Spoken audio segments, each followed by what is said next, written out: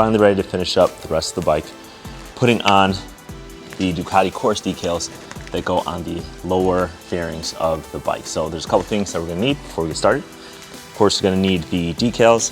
We'll need our trusty heat gun, alcohol, rubbing alcohol to clean the panel, painter's tape to make sure we set straight lines, our blade to make sure the decals go on smoothly and securely, and of course the alcohol wipes and some paper towels and some scissors to cut the decal.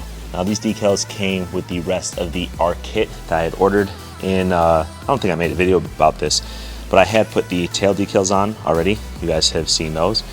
And I put the headlight decals on as well, or the nose fairing decals. So I left off the lower panel decals because I wasn't sure what I was gonna do with the bike, if I was gonna go with the aluminum tank or not, but I think with everything that's done to it right now, that is the last piece that's missing. Now in the last video, when I put the aluminum tank cover on, I asked you guys what you thought about it. A couple of you made some comments, thought, I'm trying to fully convert this to a V4R, versus being proud of what I have. And no, it's definitely not the case. I love to mod anything, my cars, my bikes. I'm keeping, obviously, this is a Panigale V4, it's gonna say it right here.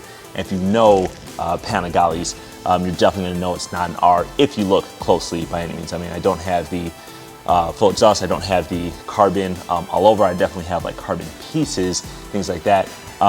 Definitely look at the forks, you're gonna know I don't have Ohlins or anything like that. But I love just the more aggressive race look of the V4R. So that's what we're doing today.